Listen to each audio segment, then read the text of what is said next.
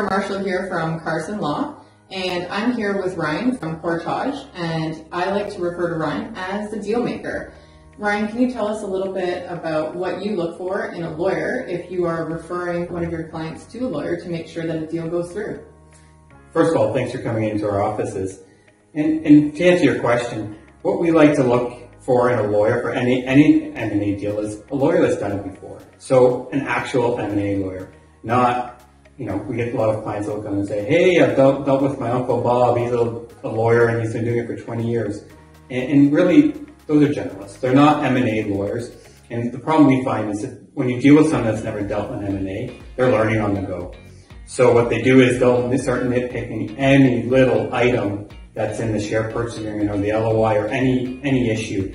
And a good M&A lawyer will look at any deal and say, well, that's important, that's not important. This is something I should bring to my client. This is something that shouldn't be brought to the client.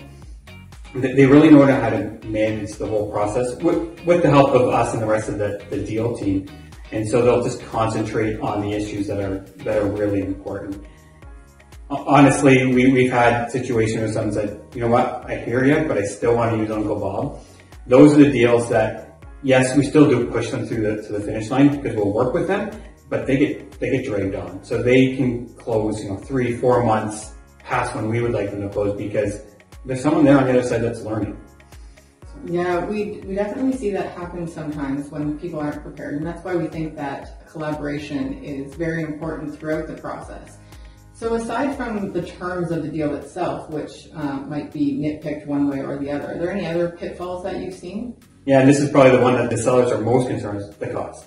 So usually they'll come and say, hey, the lawyer I've dealt with the last 20 years, he's cheap, so I can deal with them.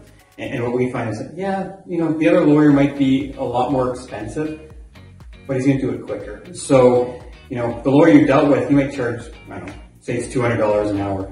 It might take him 5 times the time than that other lawyer, who may be 2, 3, 4 times more expensive, would take to get the deal done. So at the end of the day, you're actually costing you a lot more by going with that inexperienced M&A lawyer. So we're always pushing for that. And plus, there is that time value of money of, again, like I was saying, this deal doesn't get closed, it gets pushed back 3, 4, 5 months. And honestly, during that time, things can come up that could kill a deal. We had a deal where, during the process, a major employee decided he was going to leave. That wouldn't have happened if the deal had closed 2 months prior. So these are the things everyone has to consider when you're looking at who the proper lawyer is to hire for that M&A process. Yeah, those are all some really great points.